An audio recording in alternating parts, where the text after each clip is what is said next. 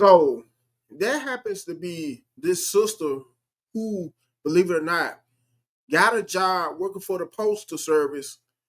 And I'm sure quite a bit of you know that not only does the Postal Service have quite a bit of excellent benefits and it comes with competitive pay, but at the same time, it happens to be after working at a warehouse myself as a postal employee. For some of you who may not know this, it happens to be a pretty toxic environment. Whereas if you may think about maybe contemplating on working for the postal service, be prepared, especially if you may be contemplating on working at a postal service warehouse. Be prepared to have to work around people with chips on their shoulders. And what I mean by that is from people who are part of management, such as either bosses or supervisors, managers, to co-workers who are used to have some kind of issue with you. If you may pass by them, give them a smile and greet them, and when not they people that you may have to deal with working either with or around who are hardly ever acknowledge your presence. Also, if you may be able to tolerate working in a high school like environment, whereas there's several cliques. Not only that, but having to work around, having to deal with working around so many ghetto slash ratchet people, having to deal with working around so many masculine women. If not that, even some feminine guys, the homosexual kind of guys. On top of that, having to deal with working around people who may have done prison time and are felons, including some who may happen to, believe it or not, be either a supervisor or manager, yet it still was able to get hired on as either a supervisor or a manager. If you could also deal with working in an environment where it is a very cutthroat environment, where you could hardly trust anybody, the main people who are usually smiling in your face and haha and kiki with you are usually the main ones who will be the main ones to throw you under the bus, so to speak. If you can also deal when working around some employees of the opposite race, because it's a very known fact that the post office, unlike way back in the days, I would say back during the 70s when it first became the post office and it had more white employees, well, be prepared to work around mostly black employees.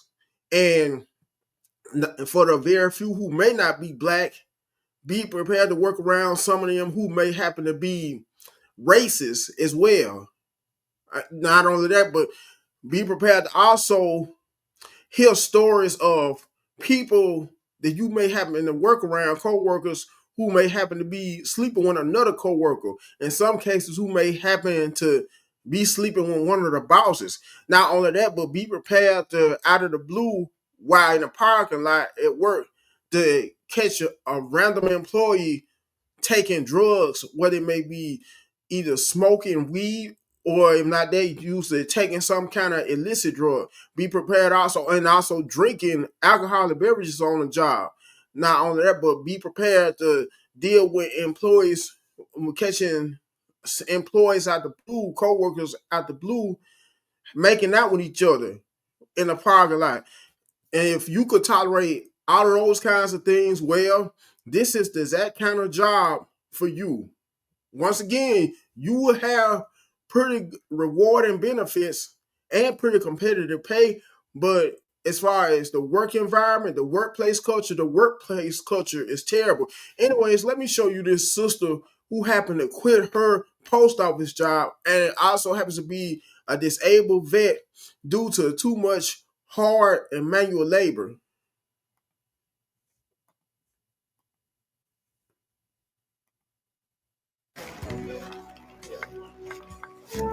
Those one is better than Steve? Yeah. Okay. You want the full coordination or you want to? Yes, please. Can I get the phone number? Yeah, no. I ain't signed up for no manual labor. I'm not doing no hard labor. I didn't know this shit was hard.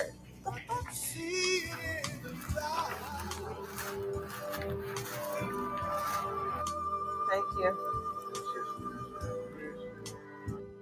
Why the fuck I just had to quit working at the post office on my first day? One thing about me, I for sure know my motherfucking worth. And if the job don't fit, then I must have quit. Part 1 of how I quit working at the post office on my first day. So I'm gonna start this off by first, like, if you've been here for a while, you know, like, I'm a veteran. I'm a disabled veteran at that. Disabled. Keyword. Don't have to work. Me working is literally just me building my retirement. Okay, so I got 9 years of being in the military under my belt. Then I was employed with TSA for 2 years, but I just left them back in May. Fast forward, less than 30 days later, I get the job offer from the post office to be a PSC clerk. Fast forward again, yesterday was my first day of orientation. We didn't do shit but watch videos for 8 hours fucking long. First red flag. And now here we are. Today was my first day actually at the location I was supposed to be working at. So I got there at 6 a.m. because that's the time they wanted me to be there. I didn't have no set schedule yet. I didn't have no schedule, and I don't like that. I need to know exactly when I need to be somewhere and where I need to be at all times. Now I walk in the post office. I'm in the back. It's unorganized as a fuck. And like always, I'm always the youngest person working in these jobs. So I know they just thinking, oh, like, yeah, she young, like she can do whatever. Nah, baby, I'm hurting. I'm young and hurting. Now I'm literally a hard worker. Like I'm the kind of person that'll do overtime, do all type of shit, take other people's shifts. But what I don't do is hard manual work. Okay, this video getting a little too long. I want to make it short. Come back for part 2. Okay, so I'm back with part 2 on how I had to quit the post office on day 1. First of all, I'm hungry, so yeah, I'm gonna show y'all how I eat my Greek yogurt. Okay, so where did I stop? Okay, after orientation, day 1, the whole day where we just watch videos and nobody barely really talked to us, right? I go to my actual post office location, which is the next day, the same day I quit. So everything was all cool and copacetic when I first got there. Like, all they did was like introduce me to the other employees. But right after they introduced me to the employees is when they had me start working. So now, if you ever worked in a warehouse, like, you gonna know exactly what I'm talking about when I explain this. So what they had me doing was digging in this big ass box. The box is like, mind you, I'm 5'3". The box is like this high, piled with a bunch of stacks of magazines and newspapers and books and shit. Now, at first, I was doing good, picking the stuff up off the top. It was when I got down to the bottom of the box when it became a problem for me. And mind you, the heavier shit was at the bottom of the fucking box. So I'm 5'3". I'm bending down, breaking my back, trying to reach into this box that's damn near the same height as me, picking up heavy ass packs of books and newspapers. And at this point, I had started slowing down because the shit was hurting my back. I got back issues. So I guess the older Hispanic lady that was helping me do it, she noticed and she was like, you got to move faster. The postal people will be here to pick up everything for their route soon. So I stopped. I'm like, this not hurting your back? Bending down into this box, being 5'3", and the box is damn near the same height as you. This shit not hurting your back? Because this shit hurt my back. And the lady says, are you injured? And like, I don't really like explaining my injury shit with people all the time. Because like, I don't feel like I shouldn't have to explain it to you. Because one thing, every time I apply for a job, I make sure that I put in the application, hey, I'm a disabled veteran. I got 10-point preference. This and this and this is wrong with me. Mind y'all, I already told y'all we had orientation the day before. Nobody from HR came and Said, hey, if you need FMLA paperwork, here it is. Nobody said, hey, if you need the wounded warriors work paperwork for the hours that you get, nobody came and did that. They didn't even have a full HR team. Come back for part 3. Come back.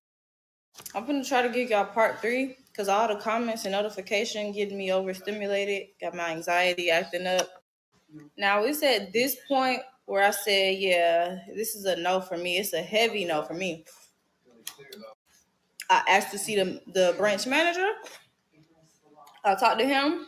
I said, yeah, y'all never gonna see me again. Gave him that badge.